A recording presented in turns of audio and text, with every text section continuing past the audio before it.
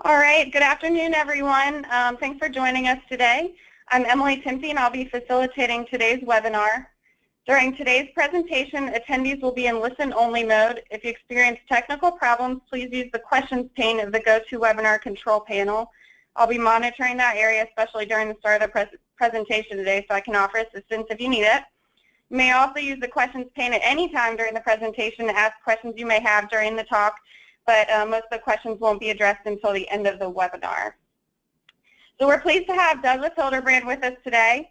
Douglas Hilderbrand is coming up on his 15-year milestone in February 2017 with the National Weather Service. Starting off as a surface analyst at then called Hydrometeorological Prediction Center, he moved to NWS headquarters in 2004, working in the Office of Science and Technology. After 2-year detail as a NOAA Policy Adviser from 2011 to 2013 for NOAA leadership, he moved to the Office of Communications as the External Engagement Lead and WeatherReady Nation Ambassador Lead. Recently, the Ambassador Initiative surpassed 4,000 recognized organizations that are contributing to strengthening resilience to extreme weather, water, and climate events. So Doug, whenever you're ready, go ahead. Thank you, Emily, and of course I want to highlight the weather, water, and climate events and sort of, you know, the large umbrella that WeatherReady Nation falls under or has other things underneath it. And some of you may have seen this artwork on my title slide. I absolutely love it.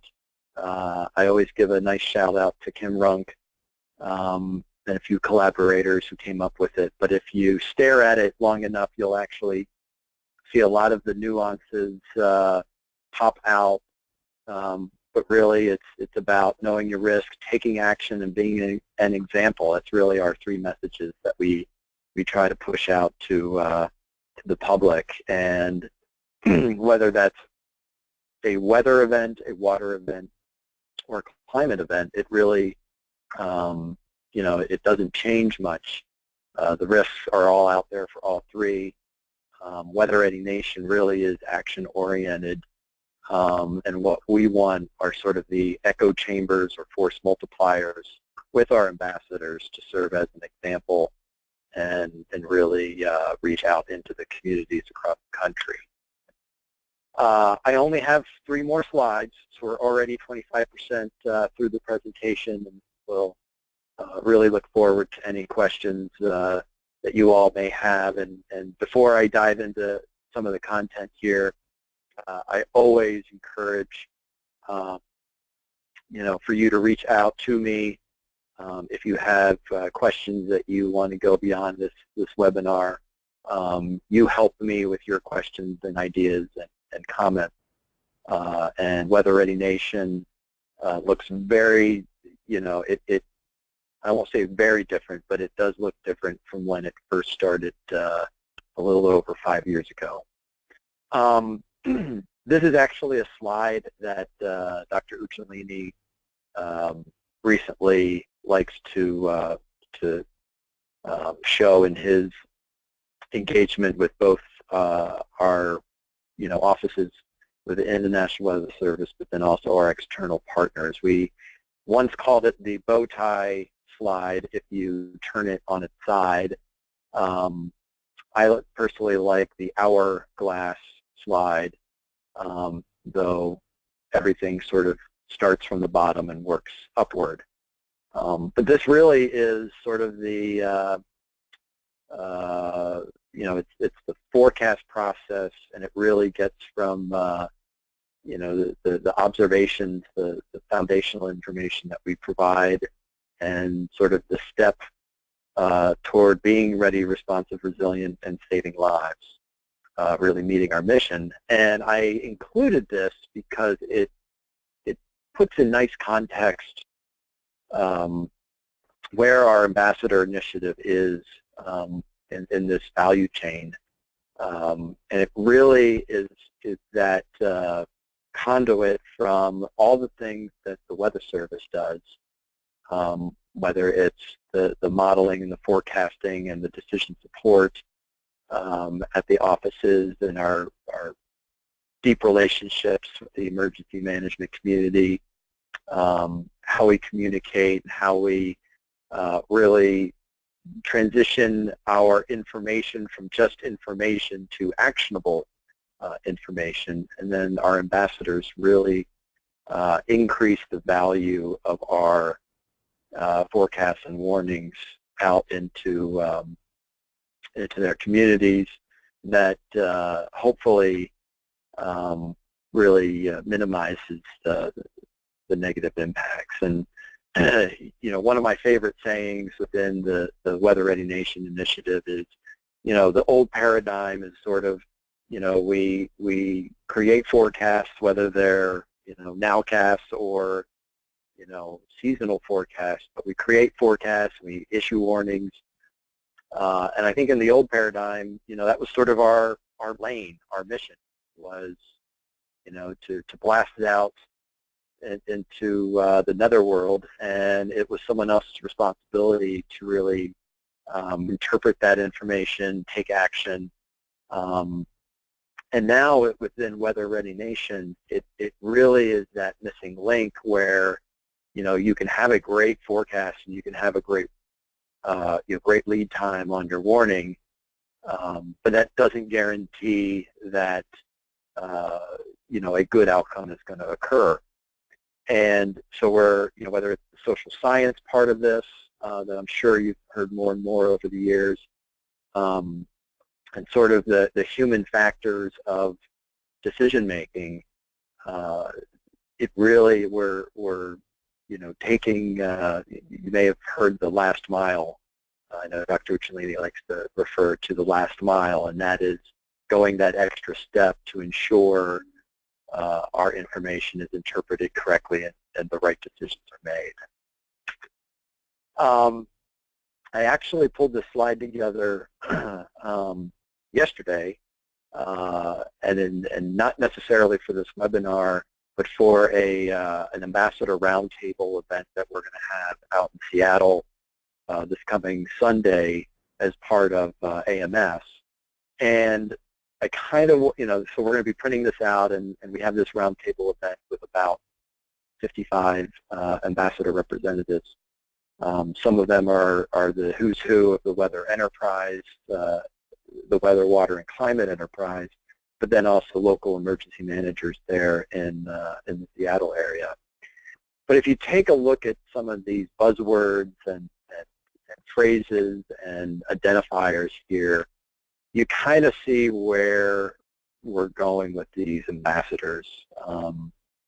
You know, trusted sources stand out that, you know, we work with our ambassadors, and they're folks who really have good intentions in trying to save lives and property, and aren't sensational, and really work with us versus competing against us.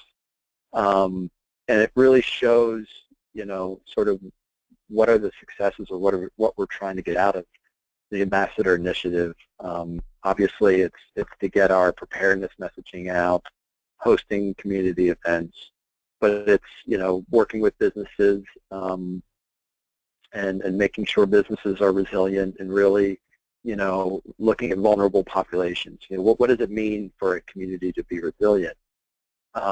You want your businesses to, you know, recover quickly after an event. You want your vulnerable populations to be taken care of, and empowered to also take care of themselves.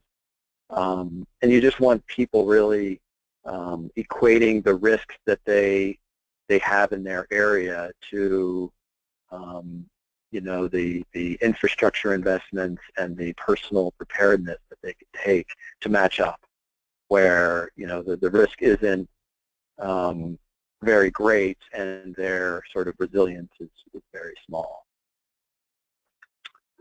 And so where to really drive this dialogue with you all is this slide, my last slide. How can you get involved personally?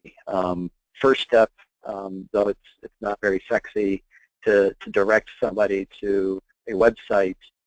If you're not familiar with our WeatherReady Nation homepage, you know, please take a look at it. It's got a lot of information The WeatherReady Nation website, as of early last year, really changed a bit to target ambassadors as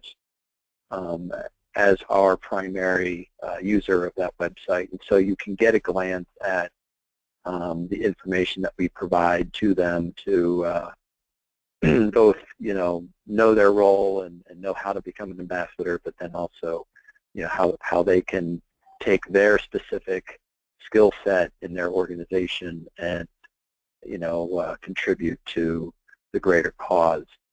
One of the new developments really since November is that we are working within the virtual lab. If you are unfamiliar with the virtual lab, there's the web link to it. And what's nice these days, as we all have a ton of usernames and passwords, is as long as you're logged into your NOAA.gov email, this will automatically pull you into the VLab when you click on that link. So you don't need a separate password, even though the VLab is password protected. And if you do a quick search of WRN Ambassador, you'll see the community. We've got about 85 to 90 people within the ambassador community, and what you will find there is pretty much every resource you could possibly think of or want, from basically little how-to two-pagers on how to engage specific types of organizations, to infographics, to paper sign-up sheets if you go out into a community or have an event. And then you can also get familiar with the ambassadors in your area, your particular interest, and everyone has access to the Google spreadsheet through the NWS Insider page. And that gives you a little tab linkage to the Ambassador Toolkit, where you can pull up the spreadsheet. Really on the climate side, we do have climate-related organizations. One of the things I say is, unfortunately, we had to pick one word for WeatherReady Nation. Weather, water, climate-ready nation doesn't exactly roll off the tongue. But we, our first sort of tagline really is focus on weather, water, and climate. And I think, the recent events out in California with the atmospheric rivers and the unbelievable amount of snowfall and flooding and overcoming drought, I mean, that is a great intersection, really, of a weather event, a water event, and a climate event in the same event. And so, if you can overcome the fact that we talk about WeatherReady Nation, and have that ability to engage climate organizations. The way I see it, I know this is oversimplifying things, but a lot of climate adaptation, it's just longer-term decision-making on, weather threats. At least, that's one way to kind of couch it. And, we can, especially with long-term resilience, city planning, communities, taking a look at what are their threats and what are their needs going to be 10, 20, 30 years from now. That's a huge impact. And then, of course, as you deal with climate on a seasonal and sort of almost an El Nino, La Nina scale, you get closer and closer to that intersection with weather. Some of the successes internally coming out of the Ambassador Initiative is really getting the entire office involved. Some of you are the climate focal point. Some of you may be the WCM and deal with me all the time. But some of the offices across the country, one way to really, well, for one, reduce the workload to one individual is really having a whole office concept and work together as a team and during blue sky events, everyone has sort of different interests outside the office. It's a great way to engage other organizations and engage them on climate topics. And then finally, just to close things out here on my end, again, if you have any questions, there's my email address, there's my phone number. If you aren't already, whether it's your office or you personally, take a look at the WeatherReady Nation Ambassadors Twitter account. I have primary control over it, but I work lockstep with the other sort of national Twitter accounts. We don't have a Facebook account, but on Twitter, I also help manage the @NWS accounts and work with a couple of the other accounts. So, and even Dr. Uccellini now has an NWS director account that we sort of leverage off of each other. So that is all I have. Emily, let's see here. I'd like to open it up for any questions.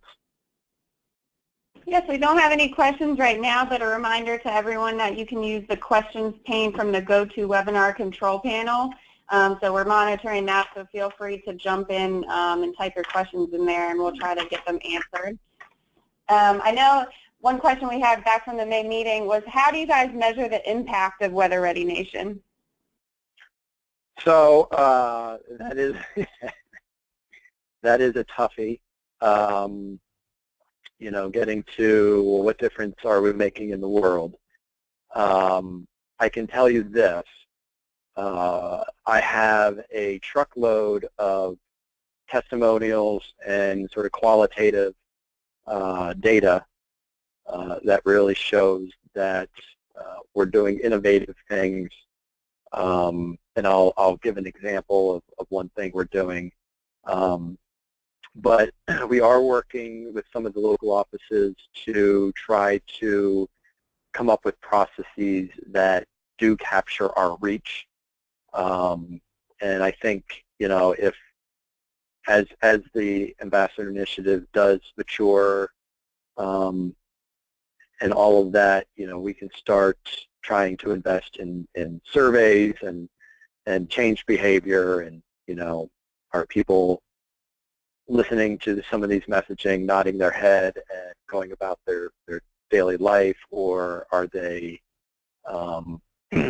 making better decisions? Some of the, overcoming some of the myths or lack of understanding of weather, water, and climate risks and threats out there. We've been particularly active in lightning safety and of course the flood risk. So it's I don't have a great answer to that. It's a great question. We do what we can. We have officially a budget of 0 in the sense of this is a grassroots effort. We have our time. We leverage the great expertise of our field offices through the NRAP program and other people who are talented and interested in contributing. But it's not like I have a huge budget where I can go to a contractor and or a consultant and get that information. Okay, great. Oh, sorry. Go ahead. Well, I was gonna say until some of the other questions come in, the great story I like to tell about the Ambassador Initiative, it really points to the power what we're trying to do. About 2 years ago, Raytheon, a core partner of ours, a contractor, works with AWIPS, works with weather satellites, all that. They came to us, and they're an ambassador, and they said, as part of our corporate responsibility, we want to take end-of-year funding and create training like safety modules underneath the WeatherReady Nation banner, and as part of their being an ambassador. And a little-known fact of Raytheon is that they have this very large division within Raytheon that does professional development, professional training of very high-end clients like astronauts and GM mechanics, whatnot. So they convinced the executives to have funding, and they created these very slick, quick draw videos and interactive point-and-click safety modules for 9 hazards. They're about 10 minutes long. If anyone's interested or aren't aware of this, I can send information on it. But what they did was, of course, they partnered with us, and some of our experts took a look at the content. But we also brought in FEMA experts. We brought in the Georgia Science Teachers Association. FEMA is an ambassador. The Georgia Science Teachers Association is an ambassador. And they provided sort of technical edits and content to help Raytheon develop or finalize these modules. And then, Raytheon was looking for a third party or NOAA to host these safety modules on their servers. And we ended up getting UCAR, another WeatherReady Nation ambassador, to host these safety modules. So, you can go and there's one on hurricanes and flooding and rip currents and lightning and tornadoes, all that.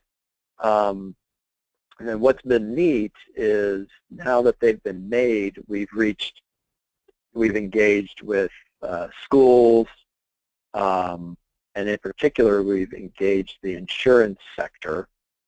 We have a healthy list of insurance companies and associations that have taken these modules. Obviously, it's good business for them to have policyholders that are weather ready, and they've been taking full advantage of these safety modules. So you see, not only a collection of ambassadors working together where really there was never a partnership,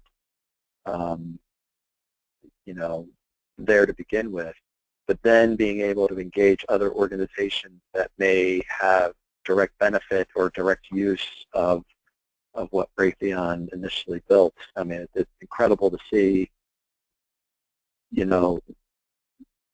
all of these things taking place, and they are very proud of what they've done, and the NOAA administrator last year, got a full glance at these modules at AMS. So it's a great example of success. Okay, great. So we do have a few questions that came in. Our first is, weather and climate messaging and interest can be different, for example, different time and spatial scales. How is the WeatherReady Nation team at headquarters working to keep climate scale messaging among the focus of the WeatherReady Nation program? So a few tangible examples. One, we were fairly aggressive with the impending El Nino, but then also to sort of tamper expectations, especially in the southern half of California, as this isn't a guarantee. And it's been interesting how everything has played out. So certainly on El Nino, I know in the past, especially when it came out, we were very aggressive on social media and highlighting to the full array of ambassadors, the climate resilience toolkit. And I guess the only other thing I would add with this is as the fact that I work in the communications office and we have a team here, that really built their day around WeatherReady Nation and ambassadors. We have control over the social media sites. If there are opportunities moving forward beyond, the toolkit, beyond, a notable, CPC announcement or something to that effect, we are all ears, and we will put, our best effort in, creating a message, and, whether it's social media pushes, our NWS Twitter account is approaching 1.5 million users. So it's a great way for us to really get messages out, redirect to our website or another website. And a quick reminder to everybody, WeatherReady Nation is obviously it's our flagship effort within the National Weather Service, but it is a NOAA strategic goal, and it is a Department of Commerce strategic goal. It really goes up to the highest level of Department of Commerce. And so with that, there are contributions from other parts of NOAA. We not only the climate side, but the oceans and the coasts and the satellite contributions, and even fisheries. I had a great event, where the NOAA administrator talked about safety at sea and becoming weather ready for the fishermen. So not many parts of NOAA can escape WeatherReady Nation, and so my ask of all of you is really look for innovative ways to tie what you're trying to do, the messages you're trying to get out, and let us help you.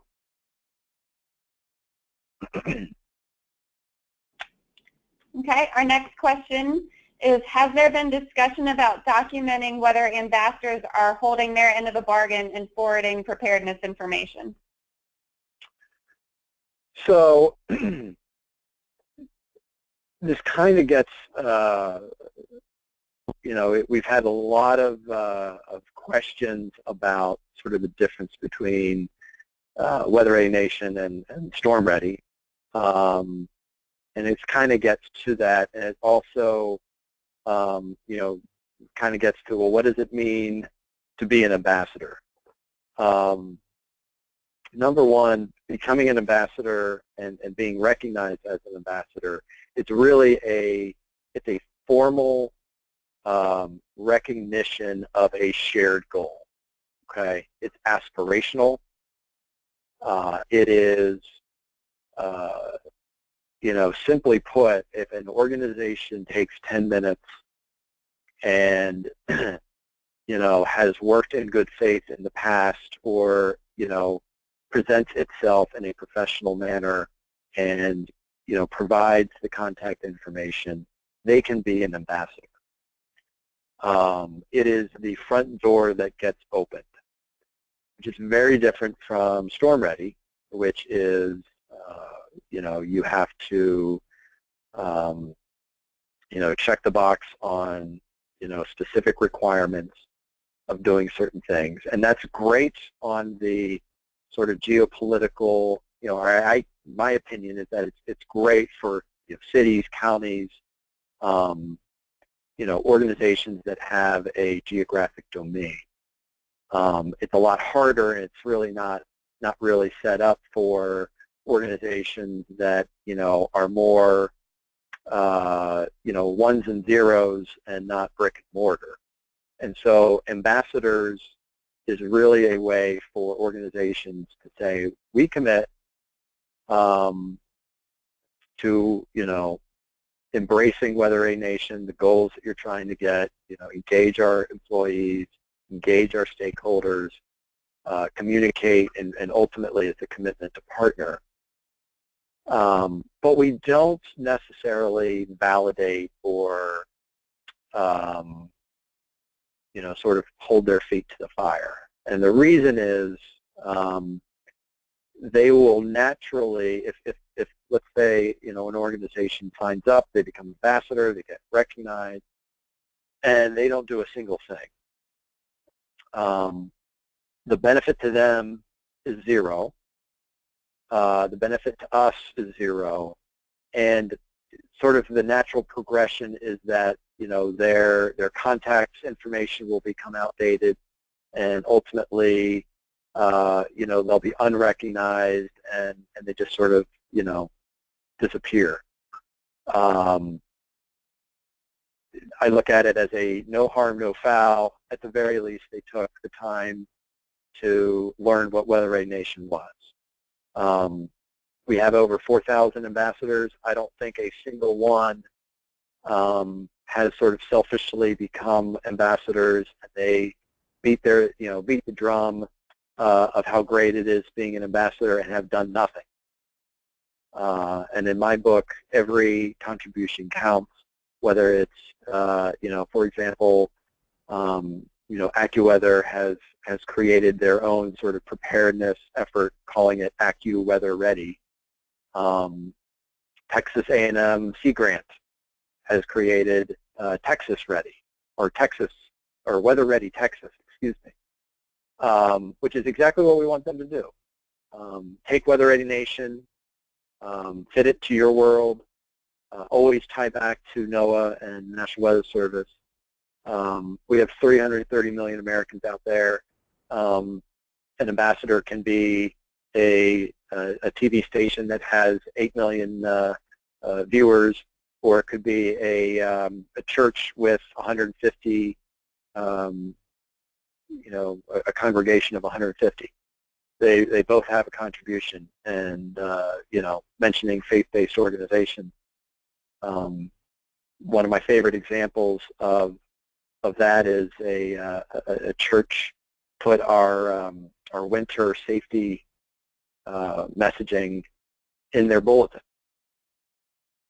their church bulletin. What a great way to reach folks, who, at times, during the service are looking to, read something, and there it is, and it's coming from a trusted source, not a government agency, but their spiritual leader. It's things like that that will pay dividends and really add value. When you press that button for a warning, those ambassadors are connecting to real people in real communities.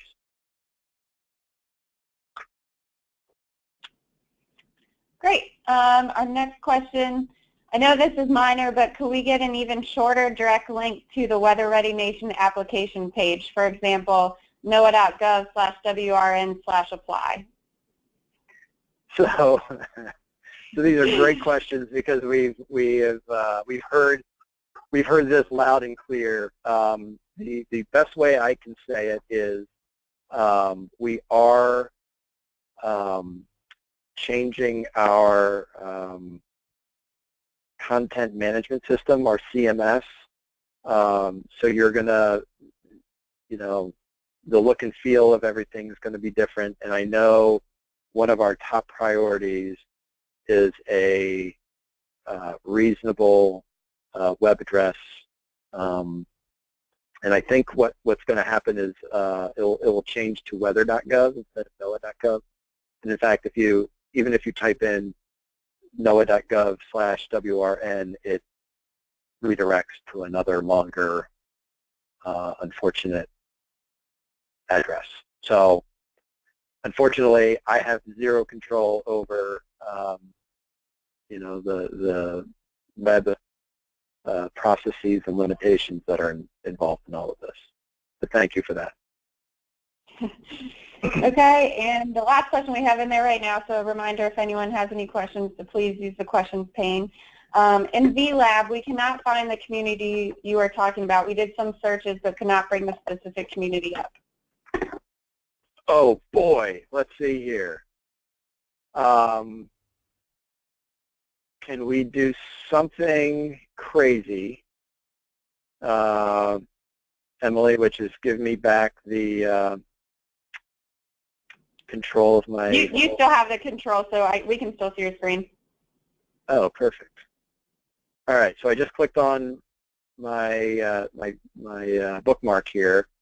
You can see I already have it in there, but I think if you go to this queue and type in WRN Ambassadors, it will pull up. And just real quick, you'll see this. Let me know if you have difficulty getting into this, and as you do it, I'll sort of give people the tour. But this is really the heart. As of now, you know, we haven't really explored the blogs and the forums and whatnot, the other parts of the VLab. But the document library, you will see here, just has everything. It has, here's a list of organizations. So what I went through all 4,000 organizations, sort of binned them into you know, different types of organizations to give you ideas as to what organizations have already you know, joined as ambassadors. So you can do that. You can you also have folders here. The one office that has been extremely aggressive with over 200 ambassadors is Twin Cities, and they've been very kind and sharing of all of their content. So you see here, you know, certificate recognition, their wall display. Many of you are familiar that Dr. Cellini wanted every forecast office to have a WeatherReady Nation ambassador wall. But everything you could possibly think of, you know, they send out a newsletter. Here's one that's very popular, which is a paper ambassador submission. I know folks who engage in with other organizations, and the organization, you know, the contact that they have, they get enthusiastic about being an ambassador. They say, yeah, we're going to do it. And then you never hear from them again. And oftentimes it's just the simple, you know, they just haven't gotten the time or the focus or the momentum to go online and take 5 or 10 minutes. So you can take a look at all of this. The one file I will be adding is a recording of the ambassador care model. For those unfamiliar, it's really how the Twin Cities office operates in, you know, sort of treating the ambassador initiative much like a investment firm would have a portfolio of investors that they care and feed and provide services, sort of that extra little customer care. And so you can learn about that and you know, take some of the ideas that would work for your office. So have you been able to find it now? Someone else did say they were able to access it, and then the same person actually just chatted and said, thank you, we got it. Had to join the community first before we could get into the search. Minor detail I probably left out. Yeah, so I think that right now that's all the questions we have. If anyone has any last-minute questions, please type them in now. I'm really glad you were able to show us this VLab because it looks like there's a lot of great resources out. I know I was unfamiliar that were available to us in there, so I'm glad we were able to see that. Emily, just the last word. Yep. If there aren't any other questions, the one thing that I've seen is success breeds success. So maybe, you know, I can work with you and Jenna and Fiona on, you know, highlighting from a, you know, from the climate lens, looking at ambassadors, when we see successes in the climate domain, that we communicate that to the climate focal points. And oftentimes, or at least with the WFOs and the WCMs that I'm working with, they love taking successes that have already occurred and using that to their advantage. Yeah, I think that would be a great idea. Yeah, we'll definitely have to work on that in the future. Yep. So yeah, it doesn't look like we have any other questions that came in, so we really appreciate you taking the time to present for us today, Doug. And thanks everyone for attending and participating in the presentation. It is recorded, so it will get posted online to the website in the next few days, and I'll send an email about that. So thanks again for everyone's participation, and this concludes the webinar. Thank you, Emily. Thanks again, Doug. All right. Bye-bye.